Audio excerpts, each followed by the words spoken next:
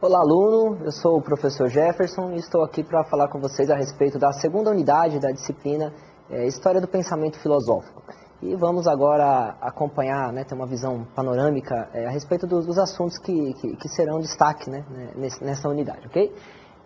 Em primeiro lugar, nós iremos fazer um resgate a respeito de um pouco do que foi falado na unidade 1, mas não um resgate pelo resgate, é um resgate com o objetivo de traçarmos todo o caminho até chegar à filosofia moderna. Fomos na unidade 1 até o início da filosofia moderna, mais precisamente até o fim da filosofia medieval, e agora vamos tentar entender esse percurso e partir especificamente da filosofia moderna, chegando até a filosofia contemporânea, ok? Então, o primeiro passo será esse, a filosofia na história, dos pré-socráticos aos modernos, uma ressignificação de tudo que foi dito, e depois partir da filosofia moderna até a filosofia contemporânea, passando pelo racionalismo, pelo empirismo, pelo criticismo, o idealismo, o materialismo histórico e também o positivismo. Depois, falando da filosofia contemporânea, Nietzsche, Freud, Sartre e Foucault, apesar de serem vários outros filósofos também que compõem essa escola, essa corrente filosófica contemporânea, mas foram destacados aí talvez os principais. E por fim, falar de algumas questões que são atuais ainda hoje na filosofia. Tá? Começando o nosso percurso, é importante analisar que os principais períodos da filosofia, portanto, são os períodos da filosofia antiga, a filosofia patrística medieval.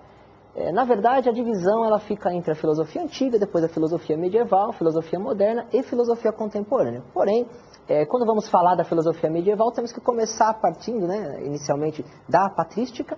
E quando vamos falar da filosofia moderna, precisamos falar daquilo que originou a filosofia da Renascença e depois seus desdobramentos, a sua continuidade na filosofia do Iluminismo. E por fim aí da filosofia contemporânea, ok? O que fica de mais específico da filosofia antiga é essa divisão entre pré-socráticos, socráticos e pós-socráticos, em que a filosofia pré-socrática se preocupava originalmente com o mundo físico, com a origem do mundo, tentando se questionar realmente de onde veio tudo que existe, E aquelas ideias de que tudo que existe veio de uma matéria apenas e cada filósofo dizia uma coisa diferente, e até aqueles que diziam que na verdade são os 4 elementos, o fogo, o ar, a terra, enfim. O período socrático, que é o período em que essa preocupação com os elementos que teriam constituído a Terra ou com o mundo físico, ele se dissolve e a preocupação começa a ser no ser humano, nas relações entre as pessoas.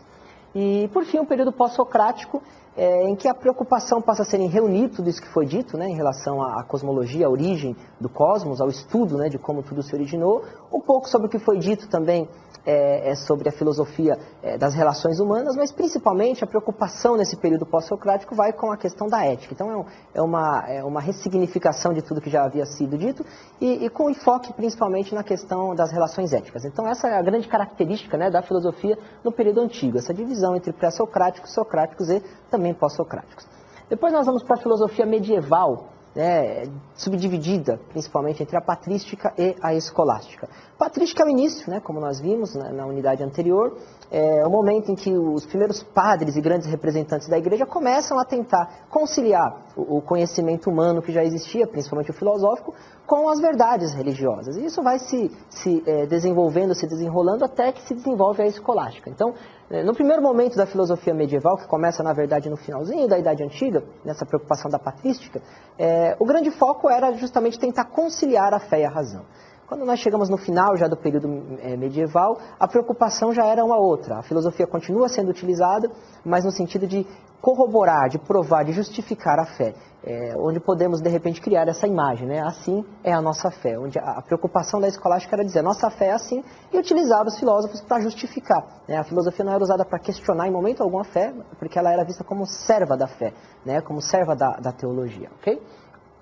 E aí chegamos na filosofia moderna. Na filosofia moderna que, para falar dela especificamente, do que a caracteriza, precisamos falar um pouco do antes e do depois, do pré e do pós. O pré, ou seja, o momento de surgimento, de desenvolvimento inicial da filosofia moderna, ela acontece no meio de um movimento intelectual, artístico, cultural, que ficou conhecido como Renascimento, um movimento que foi marcado por uma grande efervescência cultural, por grandes críticas à igreja, dos dogmas religiosos, e para um ideal de homem, o homem como o criador, como o artífice do seu próprio destino.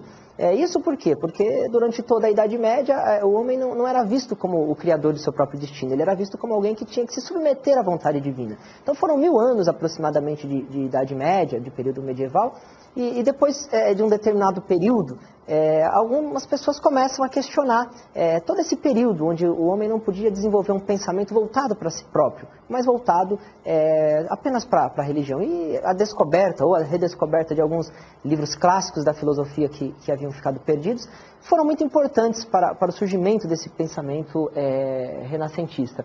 E depois também há um desdobramento de todo esse pensamento iniciado no Renascimento, que é o desdobramento que nós chamamos aí de movimento iluminista, que tinha preocupações políticas, né? Havia já um grupo aí chamado burguesia, que estava se fortalecendo como grupo, que queria participar da política e que vai utilizar também os discursos filosóficos para tentar se colocar no poder. Mas a grande característica então aí é a crença na razão. Eles começaram a acreditar que a razão seria capaz de conduzir a humanidade para um mundo praticamente perfeito, um mundo sem males. E há então uma ênfase muito grande na razão, mas principalmente na construção de uma sociedade melhor. Então perceba que aquela preocupação da filosofia para justificar as verdades da fé, as verdades religiosas, ela realmente teve fim com esse movimento do Renascimento, e quando chega no Iluminismo, essa preocupação está totalmente dissolvida. A preocupação agora é construir um mundo que seja humano e que seja baseado na razão, porque a razão, segundo acreditou-se nesse momento, ela seria capaz de trazer justiça social, de trazer organização e ordem para o mundo humano. Ou seja, algo que está dentro do homem é a razão, e não mais algo que está fora e além dele, no caso, como era na Idade Média, a fé. Agora que já conhecemos um pouco o pré e o pós, aquilo como se iniciou e mais ou menos quais foram os desdobramentos da filosofia moderna, precisamos entender aquilo que é a sua essência, aquilo que é a sua característica principal. O pensamento filosófico moderno, ele é atribuído, o seu início, ao filósofo René Descartes, que vai justamente focar a questão da razão. Por isso que a filosofia moderna, ela é colocada para ela como marco a ideia do racionalismo, o racionalismo clássico ou cartesiano. Esse termo cartesiano que a gente escuta bastante, lê bastante em alguns livros, ele justamente se refere a René Descartes, cartesiano, porque vem de Descartes, essa coisa do método baseado no racionalismo. E é um momento de volta, um momento sintomático e exclusivo, único da filosofia, que é um momento de volta do pensamento sobre si mesmo.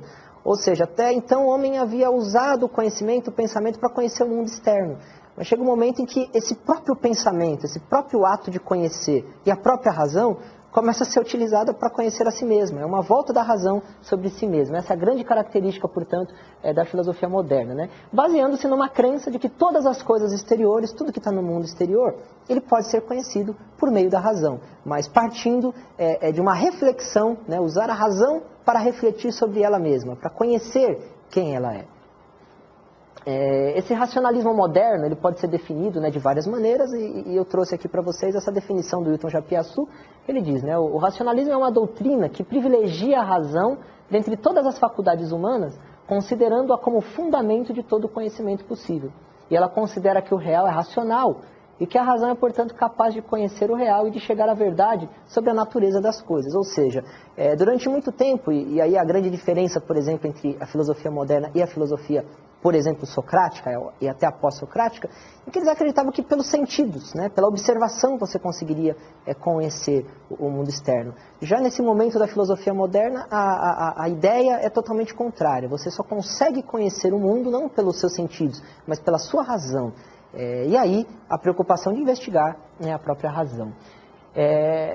Esse pensamento moderno, caracterizado aí, principalmente, inicialmente pelo racionalismo, ele não ficou apenas no racionalismo, ele teve outros desdobramentos, criando aí basicamente 3 grandes escolas ou 3 grandes correntes. A do racionalismo, cujo principal proponente é o René Descartes, o empirismo, cujos principais defensores aí foram Locke e Hume, e o criticismo, kantiano. Kant talvez seja aí desses um dos mais conhecidos filósofos. Começamos então falando de René Descartes, que vai começar todo o seu método, todo o seu método de pesquisa e de trabalho para falar do racionalismo, baseando-se em algo que ele chamou depois e chamava de dúvida metódica. Ele começou colocando em dúvida a capacidade humana de conhecer, dizendo o seguinte, olha, tudo que nós conhecemos até hoje foi por meio dos nossos sentidos. Tudo que eu sei foi por meio dos meus sentidos. Foi vendo, foi ouvindo, foi sentindo. E aí ele começa a questionar se essa capacidade humana de conhecer baseada nas sensações não estaria equivocada. E daí ele vai buscar uma verdade que seja indubitável, ou seja, para eu ter certeza que o que eu conheço é a verdade, eu não posso ter dúvida, eu tenho que chegar a um conhecimento que eu possa submetê-lo a alguns testes e ele se prove verdadeiro, ele se prove como um conhecimento verdadeiro. E aí a grande característica do pensamento de Descartes é justamente ao colocar, né, a verdade em dúvida, colocar os sentidos em dúvida, tentar estabelecer um caminho que não os sentidos. E provar por que os sentidos, ou tentar argumentar a respeito de que por que o sentido não é suficiente para que se conheça a verdade. Então tem duas frases bastante significativas dele que expressam bem o seu pensamento, né? Eu coloquei aqui para você. Visto que os sentidos nos enganam algumas vezes, eu decidi supor que nada fosse como eles nos fazem imaginar, ou seja, por que ele parte da dúvida como método? Porque ele partiu justamente dessa imagem de que tudo que nós conhecemos vem dos sentidos, mas e se os sentidos estiverem nos enganando, como acontece em algumas ocasiões? Essa segunda passagem vai mostrar um pouco melhor essa dimensão, né? Tudo o que até o presente eu aceitei como mais verdadeiro e certo, eu fiquei sabendo pelos sentidos ou através deles. Mas eu posso provar que algumas vezes os sentidos me enganam e que é sábio não confiar inteiramente em algo que já alguma vez nos enganou. E ele vai se referir diversas vezes, por exemplo, à questão do sonho. Ele vai dizer, quantas vezes nós sonhamos com algo e aquilo parecia tão verdadeiro, aquilo parecia tão real, e de repente quando nós despertamos daquele sonho, nós percebemos que nós estávamos apenas sonhando, estávamos apenas sendo enganados pelos nossos sentidos. Ou outras vezes, mesmo acordados, em que nós vemos alguma coisa e de longe e acreditamos que seja algo, e quando a gente chega de perto percebemos que seja algo totalmente diferente do que nós imaginamos. Então ele vai estabelecer a dúvida como método justamente partindo desse pressuposto, desse princípio, de que os nossos sentidos eles nos enganam em diversas vezes, em diversos momentos. E se eles nos enganam em diversos momentos, como é que nós vamos poder confiar neles? Quem pode garantir que naquele momento que eu estou usando os meus sentidos para dizer que eu encontrei a verdade, quem pode garantir que eu não esteja novamente sendo enganado como em um sonho ou como em uma ilusão de ótica? Então ele diz, o caminho dos sentidos ele não é seguro para que eu compreenda a verdade. E a grande característica, né, da própria filosofia e da própria vida de Descartes foi essa dúvida que o acompanhou por grande parte do seu percurso como pessoa humana, inclusive. A vida de Descartes foi marcada durante muito tempo pela busca da verdade, até que ele resolve fugir dessa busca pelos sentidos e acaba chegando à questão do racionalismo. Mas há um caminho, né, que ele faz até chegar lá. Passando, né, por essa reflexão de que você só pode dizer que algo existe quando você prove, e pelos sentidos eu não posso provar. E ele vai estabelecer então a chamada tese do gênio maligno, ou seja, quando ele se refere aos sonhos, ele diz, quem me garante que tudo que eu estou vendo e que tudo que eu estou fazendo não seja obra de um gênio maligno, né? E muitos interpretam isso até como se fosse a existência da antítese de Deus, né? De um Deus do mal, que está brincando com os nossos sentidos. E ao estabelecer essa tese do gênio maligno, ele duvida até daquilo que talvez era o menos contestado, que era o conhecimento matemático. Ele diz, olha, se eu duvido dos meus sentidos, eu vou duvidar até do pensamento matemático, por quê? Porque aquilo que eu entendo como uma verdade matemática pode ser apenas a brincadeira de um gênio maligno, assim como acontece num sonho em que alguém de repente esteja brincando comigo. Então eu preciso de algo que me dê segurança. E onde é que ele vai encontrar essa segurança, né? Ele vai encontrar essa segurança dentro dele mesmo, na razão. E ele vai dizer, olha, quando eu duvido então dos meus sentidos e quando eu duvido também da própria matemática, eu só não posso duvidar de uma coisa, só não posso duvidar da minha capacidade de duvidar. Eu tenho uma consciência e por meio dessa consciência eu estou duvidando. Então eu sei que eu existo enquanto eu tenho essa consciência. Enquanto eu tenho a consciência de duvidar, eu sei que eu existo. E aí ele chega à célebre frase dele, né, que vai categorizar todo o pensamento dele, que é eu penso, logo existo. Ou seja, eu sei que eu existo, eu sei que eu sou verdade, enquanto eu duvido, enquanto eu penso. Portanto, ele vai conceber a existência de ideias inatas e verdadeiras no espírito, como ideias que já nascem com a pessoa e das quais nós somos dotados por Deus. Então, a filosofia moderna, ela vai se debruçar, ela vai debater muito esse assunto, né, das ideias, já que é um momento em que a reflexão volta-se sobre ela mesma. vem a ceder de onde vem o nosso pensamento, de onde vêm as nossas ideias. Então vai existir aí uma divisão, alguns que acreditam, como Descartes, que nós já nascemos nesse mundo com algumas ideias, isso vai ser melhor explorado adiante, e outros filósofos que depois dirão, não, nós viemos para cá sem nenhuma ideia, e são as experiências que trazem essas ideias para nós. Então esse pensamento dele é caracterizado, né, pela prioridade da razão no processo de conhecimento. Eu conheço por meio da razão, não por meio dos meus sentidos.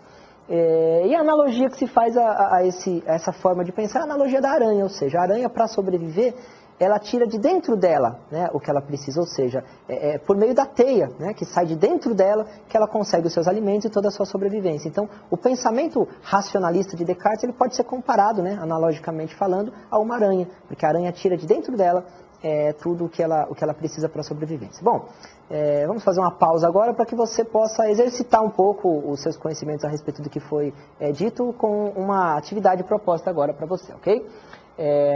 Vejamos, da antiguidade para a modernidade, o objeto de estudo da filosofia se deslocou do mundo físico e natural para, né, alternativa A, para as relações humanas, alternativa B, para a ética, alternativa C, para a razão e o sujeito da razão, alternativa D, para a conciliação entre fé e razão, ou a alternativa E, o mundo dos sentidos. Vai pensando aí, daqui a pouquinho a gente volta com a resposta.